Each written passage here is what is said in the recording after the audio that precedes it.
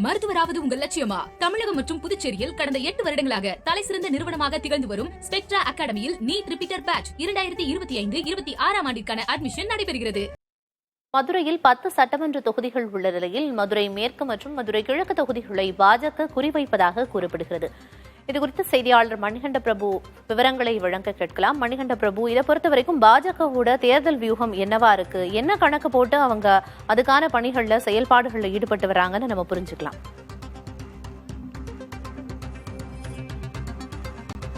பிரியதர்ஷினி, மதுரையில் 10 சட்டமன்ற தொகுதிகள் இருக்கிறது. இந்த நிலையில்தான் அமித்ஷா அவர்கள் தான் தங்கியுள்ள மதுரை தனியார் விடுதியில் குறிப்பாக மதுரை மேற்கு தொகுதி, மதுரை கிழக்கு தொகுதியை சார்ந்த அந்த பகுதியினுடைய நிர்வாகிகளை அதிக அளவில் சந்திக்க இருக்கிறார்.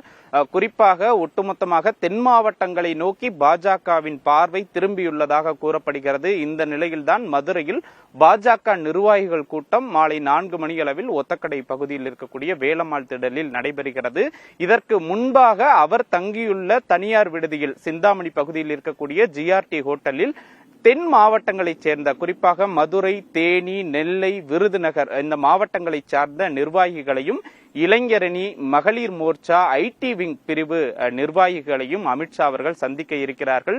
ஒட்டுமொத்தமாக 40 நிர்வாகிகளுக்கு அனுமதி என்பது கொடுக்கப்பட்டிருக்கிறது. அதில் 20 நிர்வாகிகள் முழுக்க மதுரை மாவட்டத்தைச் சேர்ந்த நிர்வாகிகள். இந்த 20 நிர்வாகிகளில் மதுரை மேற்கு தொகுதியை பொறுத்தமட்டில் அதிமுகவினுடைய முன்னாள் அமைச்சராக இருக்கக்கூடிய செல்லூர் ராஜுவின் தொகுதி. இந்த தொகுதியில் ஏற்கனவே தாவேகா தலைவர் விஜய் போட்டியிடுவார், 1,10,000 வாக்குகள் வித்தியாசத்தில் வெற்றி பெற்றார் என்ற ரீதியில் தாவேகாவினர் ஏற்கனவே போஸ்டர் ஒட்டியிருந்தனர். இந்த தொகுதியில்தான் தற்போது 2 மாவட்ட துணைத் தலைவர்களையும், ஒரு மாநில குழு உறுப்பினரையும், 3 மாவட்ட செயலாளர்களையும் மேற்கு தொகுதியை சார்ந்த பாஜக நிர்வாகிகளை அமித்ஷா அவர்கள் சந்திக்க அதிக அளவில் நேரம் ஒதுக்கி இருக்கிறார். அதே போல அமைச்சர் மூர்த்தி கடந்த ஜூன் 1ஆம் தேதி திமுகவினுடைய மாநில பொதுக்குழு கூட்டத்தை நடத்தும் பொறுப்பை முழுமையாக அமைச்சர் மூர்த்தி ஏற்று நடத்தியிருந்தார். முதல்வரும் பாராட்டியிருந்தார். இந்த நிலையில் அவர் மதுரை கிழக்கு தொகுதியில் 3வது முறையாக எம்எல்ஏவாக இருக்கிறார்.